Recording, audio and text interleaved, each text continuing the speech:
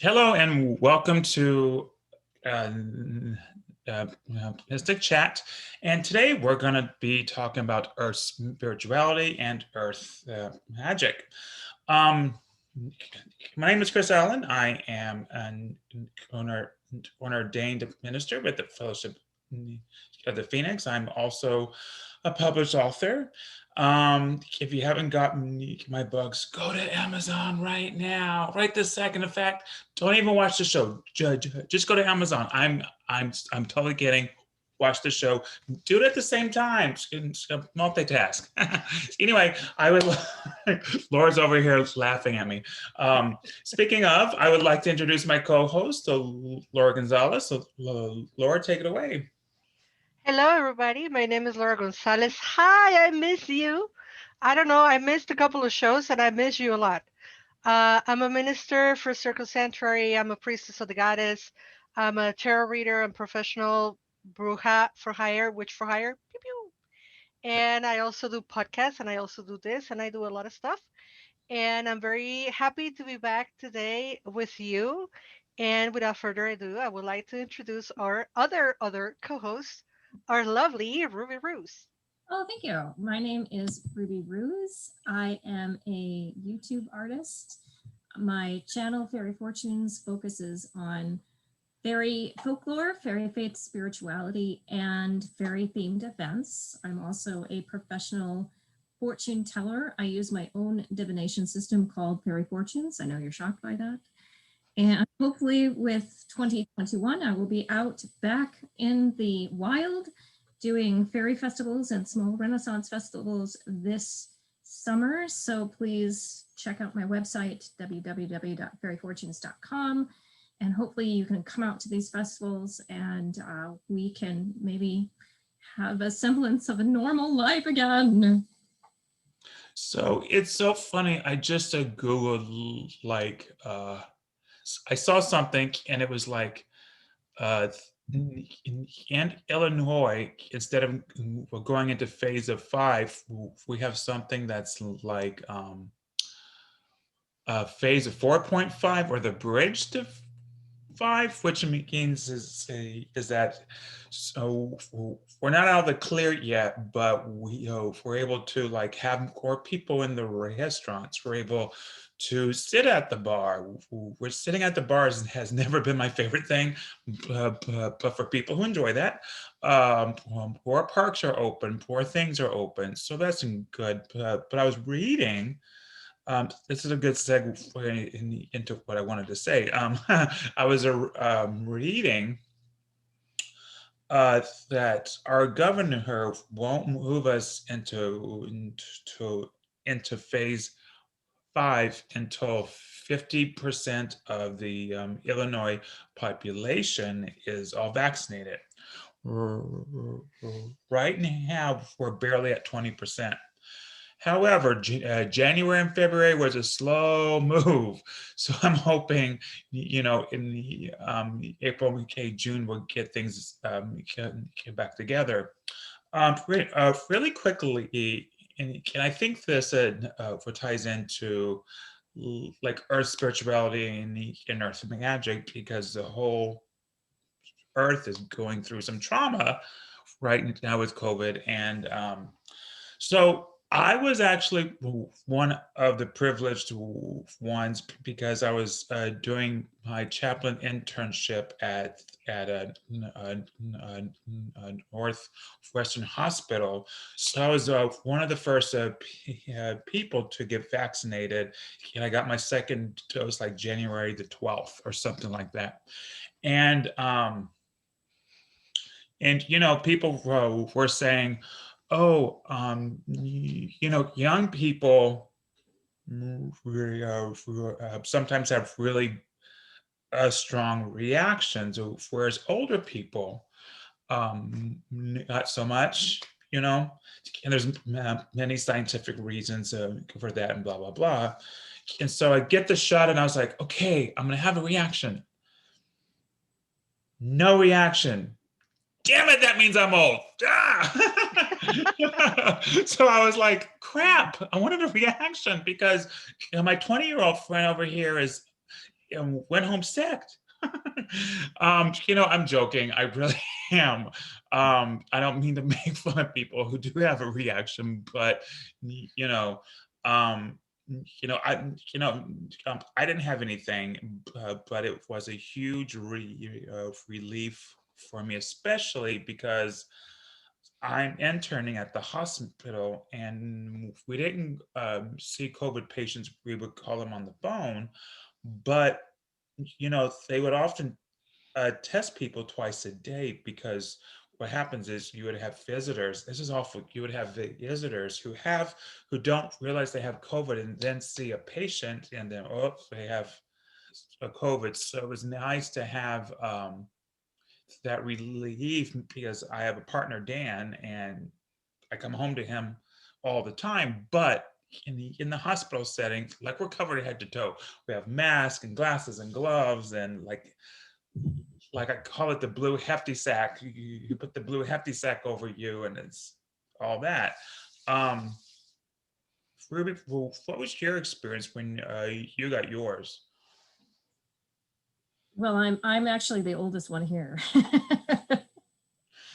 um, So you were fine. and I don't want to scare people with my reaction. I did have a reaction to it. I'm very fortunate. I was eligible for the vaccine through my work. I'm an essential employee. For those of you who don't know, I'm in law enforcement. So my exposure rate is so very high because I'm constantly interacting with people in crisis situations. So a lot of times they're not wearing masks. Um, I've been I've been really good about wearing my mask, but really the mask is more about protecting other people than it is about you. So I've been very lucky. I have been tested for COVID several times before I had the vaccine, and I was always negative. And then I had the vaccine in February. So I got my second dose in the middle of February. I had a very rare reaction to it. Some people, it's very uncommon, but it does happen, is some people do get heart palpitations from the COVID vaccine. So I was one of the few that had that problem. I also have a very rare autoimmune disorder that affects my vascular system, which of course the heart is part of the vascular system. So I do think that might have been the reason that I had this very strong reaction. And I was super, super sick from the vaccines. So I can appreciate why Laura is kind of more quiet, because I'm so used to you being so gregarious. You're such an outgoing person. But I can appreciate why you're more quiet, because I experienced some pretty hefty fatigue and heart issues. But I don't want to scare anyone. But there are some very strange side effects that people are experiencing. It actually is within the frame normal. I survived it. I was fine. And I feel very strongly that the vaccine is a good thing. And if we should consider getting it, because I'm obviously a proponent and a practitioner of magic. I believe in the power. However, I believe that magic is something that you do and not necessarily something that you believe. So the vaccine is part of, in my opinion, a magical experience, because these are people that have worked very hard to develop this science, and it is a tool to implement magical healing. Is that I think it can be a part of that process. Wow. Those words are beautiful, Ruby. And so yeah, I got my shot yesterday. First I was a little upset because there are programs for Latinx and Black Indigenous people of color all over Chicago to get the vaccine, no matter your age or whatever. And I was like, yay, for once, I'm going to take advantage of this. And my very neighborhood, Bridgeport, did not have a program. The program that is right next to me is back at the yards, and I didn't qualify for 4 blocks. It Oh, cuts off on 39 and Wallace, and I'm on 35th and Wallace. So I was a little discouraged with the whole process. However, thank you, Goddess. More vaccines keep coming in and they keep rolling in. And I was registered on every website and every other space where you could get it. And I'm very proud that I ended up getting it by doing the legwork, which was calling and calling back and calling back again. And as I was telling you before we started the show, I think I called like 7 times, and at the seventh time that I called, I got through, and then I got the appointment for the next day. And I did a little bit of research before getting the vaccine, whereas I've heard, don't take any painkillers, don't take any antihistamine, don't take, basically, don't do anything. Go as clear as day as you can to get your vaccine, and then kind of like write out the side effects if there are any. And so I did that.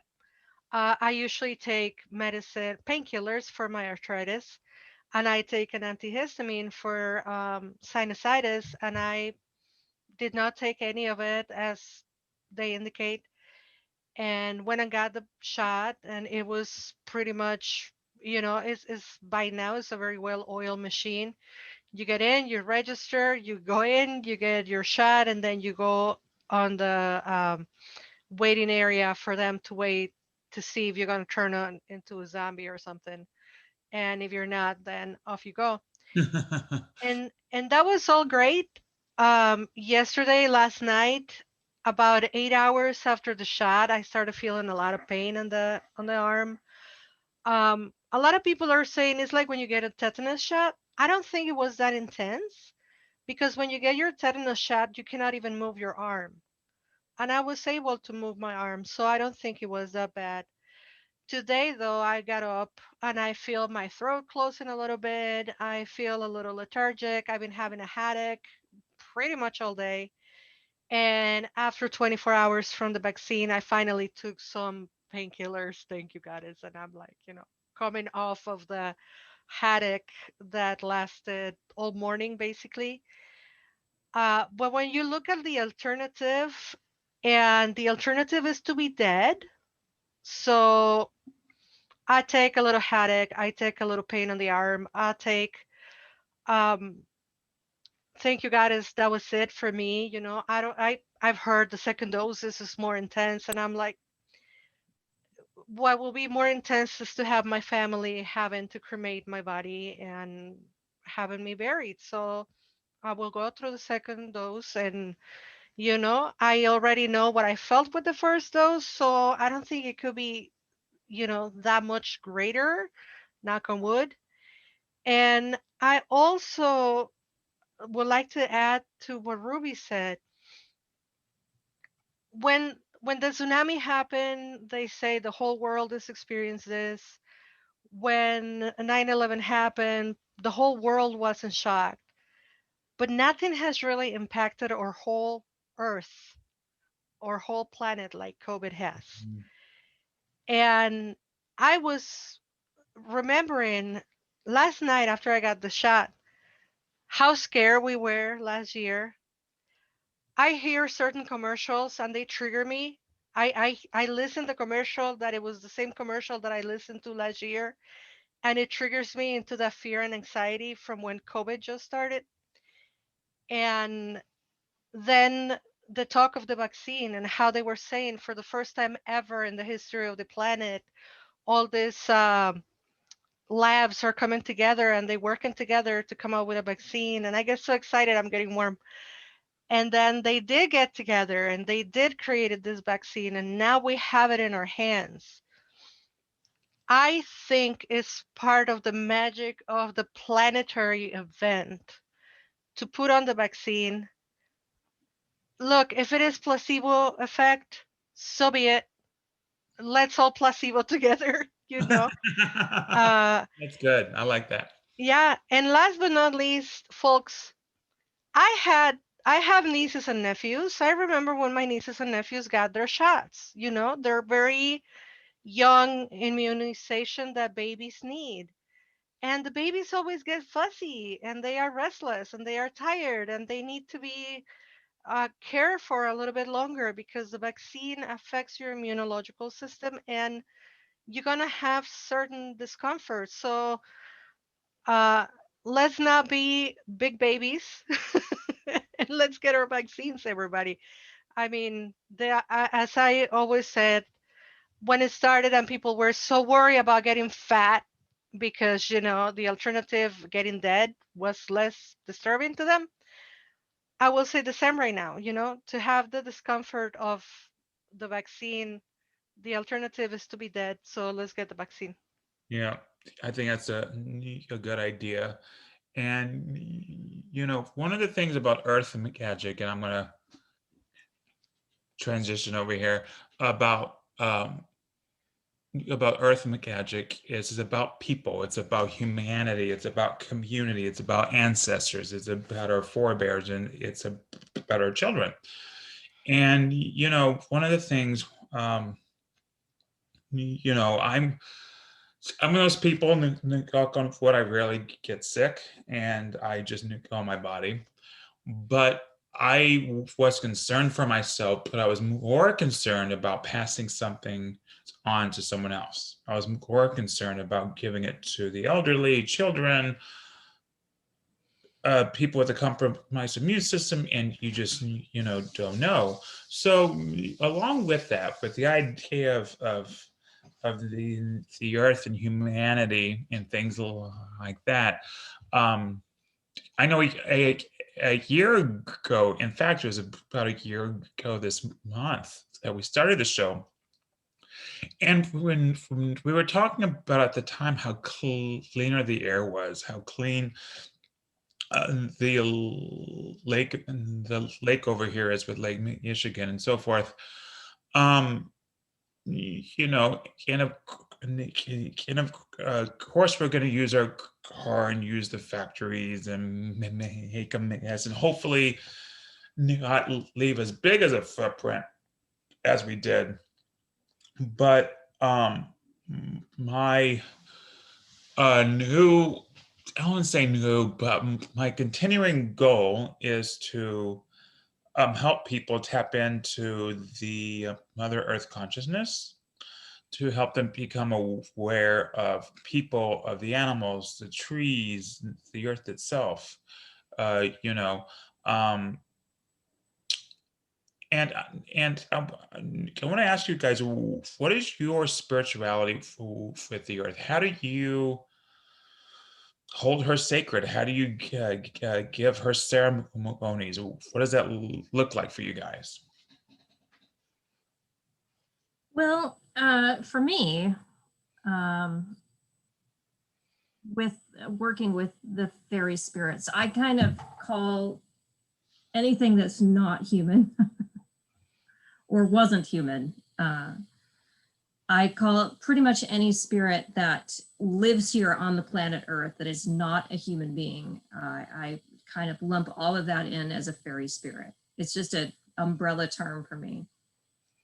But even though many of the spirits that I work with wouldn't say that they're sylphs, or they wouldn't say that they're dryads or naiads, and they aren't specifically tied to the earth itself, they are very much a part of the fabric of our universe, this very planet here.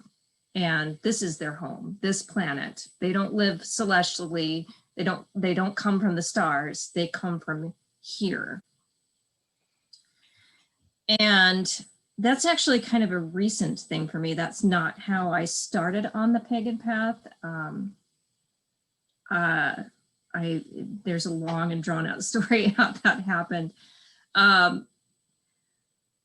But it's been a very intense journey listening to the voices of these spirits and hearing what's important to them.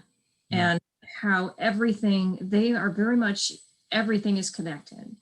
That the rock is a life form, the crystal on your altar is an existence, and that we have the ability to share space and share connection with the trees, with the rocks, with the streams. And in some locations, like for instance in Japan, this river is a life form. It has a sentience all on its own. And so working with that sentience and learning from that sentience and being a part of that experience and sharing a dialogue. I think that some of these things are more ancient and they do have more knowledge to give, but my experience has been that it's they're not gods. They very much seem to want more of a symbiotic relationship in that it's a give and take. They want to experience the human experience as well in a form. And especially now with listening to Laura talking about COVID and then Chris talking about how that affected the rest of the universe with the animals coming back into civilization areas and that kind of thing. I just feel like right now our world is in a place where that connection is just so different and so potentially spiritually strong that I feel like this is a time to tap into that and learn from what we've been through and see where we can take our futures. Mhm. Um, I could talk about eco activism the whole evening, and you don't want that. You just want a small opinion. First of all, I like to say, because I heard some pagans saying that this was our punishment for being bad to the earth, and please, like, Mother Gaia is so busy fixing herself that she don't give two hoots about us doing whatever we do, because she will survive after we die. Um, so I don't think this is any kind of punishment for anything. I think, however, that is a good opportunity to review our behaviors and our relationship with those beings that Ruby was talking about.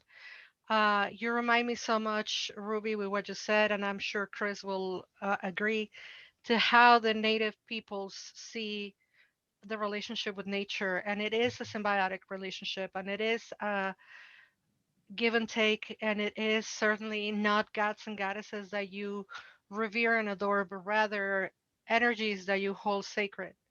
Like everything that is alive is sacred. No exceptions.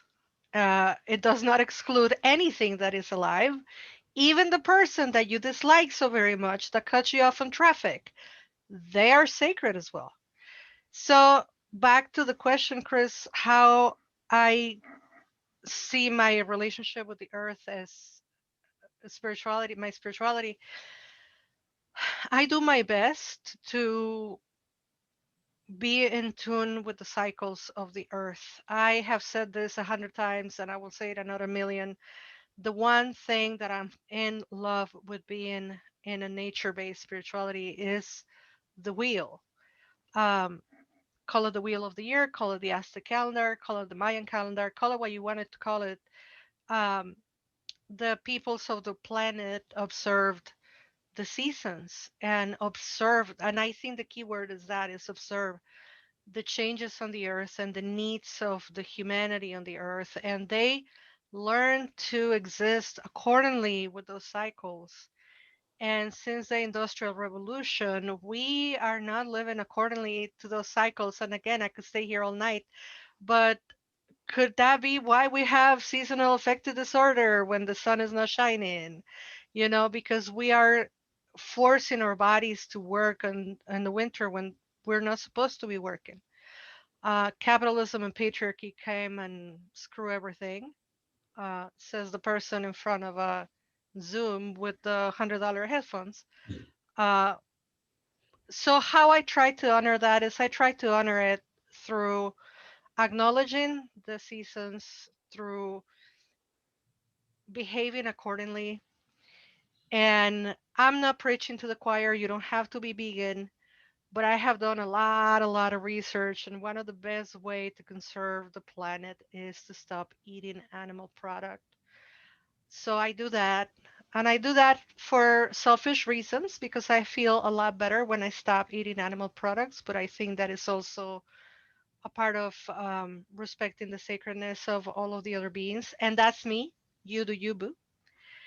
And I also did not have kids. And that is a decision I made when I was 12 years old because I knew I listened to 60 Minutes in Mexico and they were talking about overpopulation and they were talking about global warming. Well, back then it was climate, I don't know, it had a different name.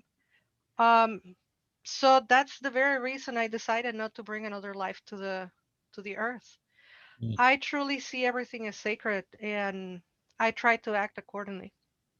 So I want to talk about like how we connect, how we commune, how we um,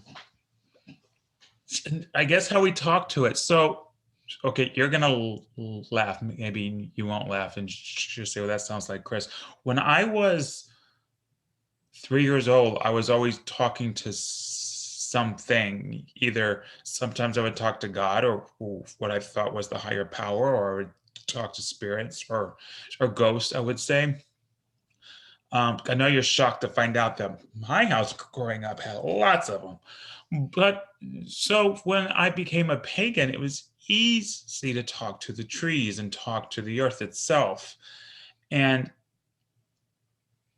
it wasn't a stretch for me because I was already doing that anyway. It's almost like when I read books on paganism and witchcraft and things, um, they kind of said, hey, it's okay. In fact, it's encouraged to talk to inanimate objects. I was like, oh, okay, sure. It wasn't a stretch. So one of the things how I um, connect is I am a literal tree hugger. Like I hug the trees, the rocks, and all those things. But the other thing I do is, you know, and I open got my heart and I connect. So I try to connect with the tree, the soil, the rock, the animals, and I just try to just be there. And I think a lot of people are like, and they think in magic and spells, you have to do something. You have to say something clever or say something that's we're gonna conjure the spirits of wind. I mean, you certainly can do that, but I think it's so powerful to just open up and just connect and just listen to the earth, the air, the wind, um, and things move like that. How do you guys? I don't want to say do magic in the even. How do you connect? Like, how do you like? What are some techniques or examples that you guys enjoy? Well, as you were talking, I was remembering one of a very powerful spiritual experience that I had. I was attending a workshop with the Reformed Congregation of the Goddess, and this lovely woman was giving a talk on stones. She loved to work with jewelry, and she used stonework in her magic and that kind of thing. And she's like, okay, what we're going to do is I'm going to hand you these different stones, and I just want you to connect with the stone and write down what you might think that this stone is and what this stone is used for in a magical or healing context. And I'm like, I'm going to be terrible at this. I'm going to be awful. And not only was I correctly guessing the attributes of the stones that she had given me, I was actually guessing what the stones were, simply because I had just made the decision, just let go, connect with the actual stone itself, and just be present. And I just was shocked at how accurate my list was. And I had never worked with stones before that workshop. And she actually, she was one of the people that actually started me working towards the fairy spirits that I now am almost exclusively working with now. Because I was like, these are beings. So if you're drawn to crystals, if you're drawn to stones, I would meditate with them. Just take them and hold them in your hand and feel their warmth and see if you can feel their heartbeat, if you will, because sometimes you can feel like a thrum, you can feel like an energy. And my suggestion would be is that if you think you're imagining it, the answer is yes, you're imagining it, but imagination is the cornerstone of magic. So let your imagination be free and experience the present with that stone. And along with that, another experience that I had was at an outdoor festival, and the workshop was is that we were supposed to find a particular plant. And so I found this great big oak tree, and I was hugging the tree, just like you were saying. I'm an actual tree hugger. And I thought that someone else in the workshop was singing. And the workshop person told me, he said, nobody was singing. Mm. And I realized it was the tree that was singing. Mm. And that I had connected, and the hum that I was hearing, the beautiful music that I was hearing was the oak tree. So once again, I would just go out there in nature in your favorite, the Morton Arboretum is a beautiful place to go. The Chicago Botanical Gardens is another place. There are so many wonderful forest preserves in and around the Chicago area. And go up and like connect with a tree, touch the tree. And once again, you just have to be present and allow your imagination to have that free reign and just appreciate the experience. Whatever experience you have, just appreciate that experience in the moment. Mhm. That would be my suggestion. Those are things that I actually have done and still do. Um, from a person who is insect and arachnophobic, I do not hug trees. I touch them and I talk to them. Um, I was doing a workshop with Phyllis Grott, and she suggested to go and ask the tree, "What are you?" But don't call it tree, just ask the tree, "What are you?" And that the tree will answer you. And when I asked, "What are you? Can I hug you?" I was just about to get close to the tree to hug it, and a big old spider came around the trunk, and the tree said, "This is the house of the spider." And I'm like, "Okay, fair enough. I will not touch you." Um, that and the act of breathing. Um, there is a meme that goes around Facebook and all social media saying that trees are actually harvesting us for our breath, and they feed from our CO2, and that is the truth. So I really resonate with the fact that we breathe and we feed each other and we keep each other alive. And this all ties up with COVID as well, because COVID is attacking mostly our respiratory system. And once we kind of pause or stop um, long enough, the air pollution goes down greatly, and those people who are recovering, or even if you never had COVID and never got sick, the air that we're breathing is a little bit clearer. And boy, if that don't tell you about the relationship that we have with nature, I don't know what else could. So breathing is a thing. I love the breathing consciously, and not to say breathe in the good stuff, breathe out the shit, because you're not feeding the trees that. You breathe in oxygen, you breathe out carbon monoxide, and that's what it is. And I like to consciously call it that. More power to whoever does meditations and talk about breathing out your tiredness and your negativity, but I don't think that does not work for me.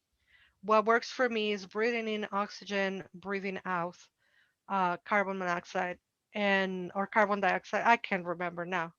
Good. Now I'm confused. Yeah, that's right. This And way. uh, and and also just the connection. I'm an urban witch, so I don't do a whole lot of, the nature and walking barefoot on the woods and all that because bugs. But I love water. I love water, so I love going to the lake or to a stream or to the ocean when it's possible. I have the lake a few blocks away from me, so I love to go to the lake at least once a year. I think if you live in Chicago and you don't get your butt in the lake at least once a year, you're wasting an amazing opportunity. Um, Also, I try not to frown upon the weather. That is a big part of my spirituality, seriously. And I know this is going to sound like funny or ridiculous to some of you, but when we have 3 feet of snow all at once, yes, you get tired of uh, shoveling, and yes, it could make you pause your movements, and you might not be able to, walk your dog like you normally would or whatever. But I try not to frown upon, or rather, I try not to curse upon it. Like, oh, this fucking snow, and like, mm-mm. I try to be like, wow, this is wonderful. It's just if we go back to be like kids, like today is raining and it's like, wow, what a wonderful thing to witness. The rain is falling and games got delayed and there's traffic and I cannot go out in my sandals because I don't like my feet getting wet, but it's not a big deal. It's part of nature. So to me, that is part of my spirituality and how I commune with nature, being a city witch is being okay with the seasons and the um, weather occurrences. I love a windy day in Chicago. Oh my God, that's my favorite. When it's sunny and it's windy and you cannot hold on to your sweater because it just flies away with the wind. I love that, and um it makes you reflect on how little we are and how the earth is such a force, and no wonder how our ancestors see these forces as sacred and not necessarily as gods and goddesses like Ruby was saying, but as just sacred beings that are out there. And I talk to them, of course. So I want to kind of touch on, well, what you were saying, Laura, about weather and weather spirits and things like that. And as you guys know, I work a lot with Lakota spirituality, some Apache and things like that. And one of the things that is a part of our spirituality is that there's kind of like a oh, what's the word, synchronicity between us and the weather, and partly it's because what I believe is that the air is all spirits, like spirits of air, and the lightning's a spirit. In fact, we call it the thunder people. It's more of the actual thunder and the lightning itself. They're considered great healers in the Lakota spirituality, but different things of the weather mean different things. So if it rains, we believe that it's a cleansing for the earth, but it's also a cleansing for us, you know, and especially as a population. So, for example, things I pay attention to whenever there's a bunch of drama in Chicago, um, or like a violence or something happened, it rains soon after because it's trying to purify itself, and we believe that the snow is a light snow or heavy snow is a purification. And there's a difference between a cleansing and a purification. And a cleansing is taking a bath. A purification is I'm going to fast and drink my herbal teas for 2 days to purify this system, you know. And so I also, you know, I think that there's a correlation between the super consciousness of a population and the weather. However, I also think you can only do so much. Like in Arizona, or I should say in southern Arizona, it's not going to snow. It's probably not going to snow. It does snow in northern Arizona, and I know that because the interesting little fact, I was working with a Lakota spiritual healer to make my chanupa, my medicine pipe. It was in April, and I get there, and you know, he teaches me how to make the pipe because you have to cut it out of a block of pipe stone, and then you have to carve it. And then, you know, I'm at my hotel or whatever. Next thing I know, and you take a file, and you're like, file, file, file, file, file, and of course you're in a trance. Like I am tranced out. And the next thing I know, I see white because there's a window in front of me. And I'm like, wow, I must be trans out of my gourd. I'm hallucinating. It snowed when I was making that pipe, 3 feet of snow. In like 3 hours, there's this incredible snowstorm. I went, woof. And I was like, well, I guess I need a purification. But there is this correlation between the weather, the spirits, and sometimes for those of you who really enjoy that witchy, cool, mysterious, enchanting feeling, right before a storm happens, go outside and listen to the trees. Listen to the trees, because here's what happens: there will be no wind at all, because before a storm, it's always real quiet, right? So branches start to move. It's like the trees are getting all excited, and I think they're getting happy because they're like, "Oh, water, yay!" But all of a sudden, you'll hear the branches talking. You'll hear them, and there's a certain moment right before the water barrels down on you. There's this in between of dry and the storm is very magical. You know, so the next time we have a rainstorm, like if you're in Chicago, it's supposed to rain all week. So you have plenty of opportunity to do that. But listen to the trees. Like just go outside. What you got, Ruby? I see the gears. Well, I'm listening to you, and it was something that I learned very early when I moved to Chicago in the very early 90s, no, late 90s, is that I found a pagan group that was one of my first classes in actual magic. Like I'd been practicing magic, but I just didn't know what it was. And this was like a class that actually detailed magic. And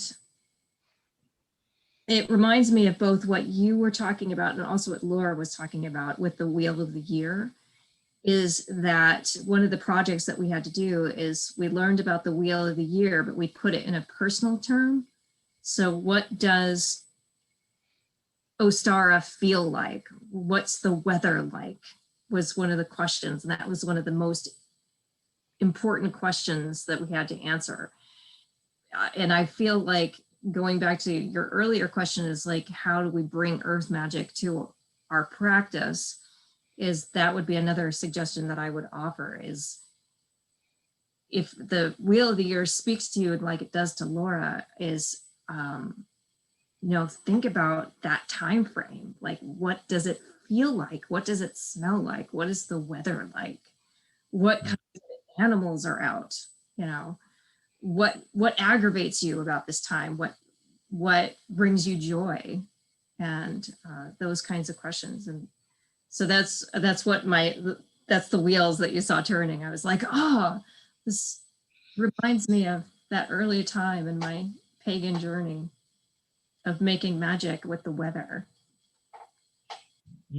One of the things that often makes me sad is a is some of the the pagans who are like, well, what's the point in honoring the earth? Like, who cares? And I'm like, are you kidding? Can I get, like, some people are city people. I grew up in the country, so I have to have some type of earth, something, either the ocean, the mountains, the desert, a river, something. But I get that people didn't grow up with that. However, first and foremost, there's a reason that like all Native American tribes, call it Mother Earth. There's a reason. She gives us our food, our water, our shelter, our safety, like everything. It's that alone for me. The other thing is that is the healing aspect of it. You know, um, One of the things that I forget if I am feeling out of sorts or imbalanced or really like upset about something, I need to put my feet on the earth. I will say, if you're in Chicago, before you do that, you need to make sure that it's clear and stuff. But I have the beach over here, and so I walk on the beach and stuff.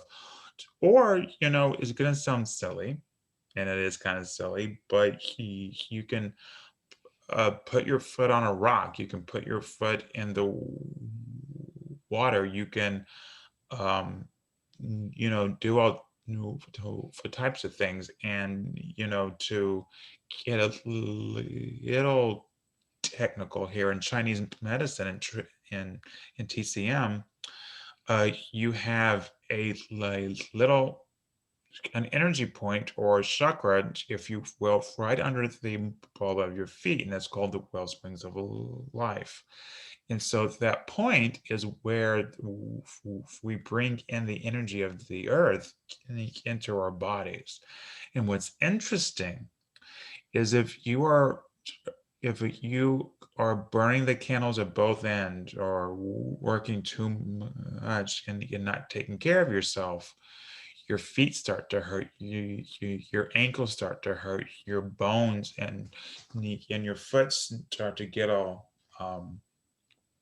wonky. And that's because you have a block in that energy point under your feet. So we have to have, like we were talking about at the beginning, we have to have this synergy. We have to have the synergy of human beings and the earth and things like that. Partly is because if we're away from the earth for too long, it affects our health. There is a theory that uh, those people who are in a high rise, even so, eventually, like, the building has to touch the earth, and so you do get some of the earth energy, but it's better if you're like in a first floor. I'm on the fourth floor, so but that's okay. I go outside a lot. Um, what do you think, Laura? I, yeah, the closest that you are to the earth, the more important. I cannot believe that some pagans specifically will say, why worry about the earth? Or why worship the earth? Like, isn't that the whole point? Um, Hence the word pagan, right? I mean, to me, I don't, I don't mean to offend anybody that is not pagan, but uh, to me, there is nothing more real than the Holy Trinity that I can see and feel, which is the sun, the moon, and the earth. Period. That is my Holy Trinity. And that is the Holy Trinity that is being called many, many names in many different cultures and traditions. And it is feminine. Sorry if you don't abide by that, but life comes from the female genitalia. And I believe that's why uh, the goddess is, or the concept of goddess or feminine divinity is most calling me. Again, you do you, boo. But um, if you don't worship Earth and everything that dwells within it, then what the heck are you doing calling yourself pagan? Um, but the other thing is, I just cannot. I am such a Earth witch, you know. I cannot call into the spirits of the heavens. And yes, I, like everybody, you know, when I say the goddess, I look up and I say thank you, goddess, and thank you, Fortuna. And you know, we do that, raising our hands, kind of as a custom tradition reverence. But they're here. They're here, and I don't believe on a concept of heaven, or we go to heaven when we die. I think we go back to the earth and the energy just recycles itself. I definitely believe in reincarnation. Yes, I absolutely do. And in my next life, I want to be a dog, because dogs are just loved and spoiled, and dogs are living the best life. Oh, so cute. I mean, so yeah, I think that Earth is basic. We have to care for her, we have to heal her. And also, in a more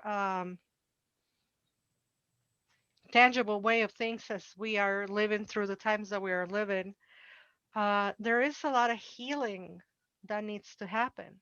Mhm. Because not only we gotta get rid of, or at least get under control, this bug, but then after everybody's vaccinated and after everybody finds some sense of normalcy, which will never be the way it was, then comes the emotional healing, the Yeah. psychological healing.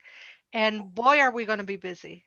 Yeah. And My thing is that I don't think that everything happens for a reason. Like a lot of people say that everything happens for a reason.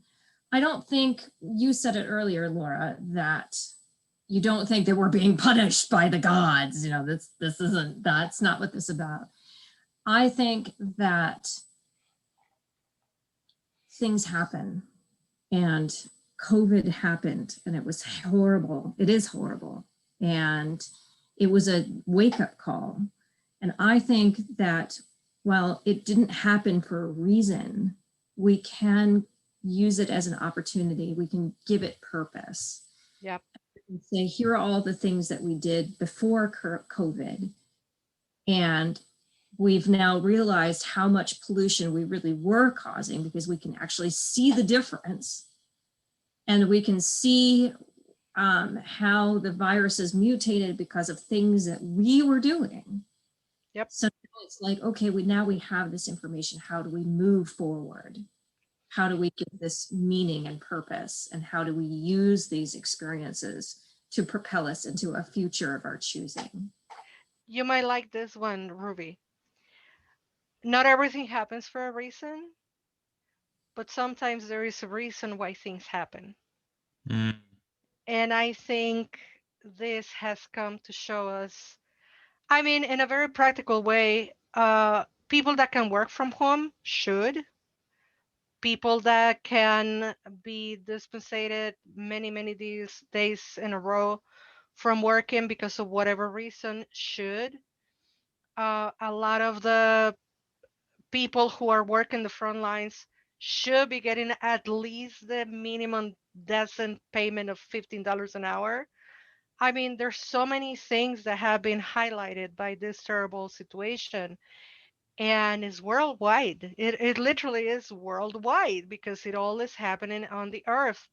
And I mean, my favorite, of course, as an immigrant, and this is the last thing I'm going to say tonight: what borders? What borders? Like, where are the borders that keep us safe? There's none. Exactly, exactly. And I'm going to say one little small little thing before we go, but along with everything else that we've said about the healing, about their actual spirits, like the trees, the air, the fog, like everything is a tangible being. And I say tangible because you can feel the air and things like that. But when you go outside to do your ceremonies, when you do your magic, when you heal the earth and you connect with the earth and you meditate with the earth and you just talk to the earth like I do, and then you call them and say, hey, come to my full moon, or come to my dark moon, or come to my Beltane celebration. And I'm sure everybody on this show and the audience has felt the difference. When you call the spirits and you have a relationship with the spirits, if you feel them. And in certain full moon rituals, you're like, oh, they're right here, right next to my face. Ruby. I'm talking to Ruby because we did a ritual on a full moon and we're like, oh my God, you don't just see them in the astral. I'm physically seeing them. They're right here in front of me. Like that's how strong they were. Simply because of we have those relationships. For Laura, you blipped out for a second. I was like, where'd she go? I guess she's done. Any closing words for you guys? So none. Quiet. Wait, I've been doing this show with you guys for a year, and this is the first time I'm like, no words. There are no. You said all the words. Literally, if I'm sorry, Ruby. Literally, if we keep talking, we can keep talking. I mean, this is a conversation that could be carried on into like a series of 5 shows or maybe more. Especially right now because of all the situations that we are living through. So no, I don't have anything else to say. I would like to listen inside, and I would recommend everybody else does the same thing. The only cool thing that I have to say is that my son is very scientific minded person. He's going to the agricultural high school right now. I think he wants to learn how to bioengineer plants for the planet of Mars. Actually, that's what he wants to do. And so obviously he's very interested and excited about exploring other planets. And we have had lengthy conversations, he and I, that the gods I think are different away from Earth. I think that this is who we are. And not that we shouldn't explore other planets, but that's going to entail a whole different spiritual experience, because I think that there's going to be completely different gods there. There's going to be completely different plant life there, and completely different entities and creatures and spiritual beings that live on those other planets. And so I just feel like where we are, where we live, connecting to the earth is just so vitally important, not just because we're going through this crisis, but because it's just part of being a member of this planet. Absolutely. That was actually awesome. I was like, I don't have anything else to say. Bye. Thank you everyone for coming and showing up. If you haven't already, please subscribe to our YouTube channel. You can either just look for Untitled Chat or look for my name, Chris Allen.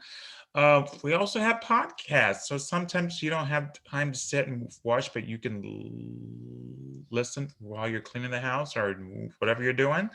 We're on iTunes and Spotify. And with this, I would say thank you for joining us, and you guys have a wonderful evening.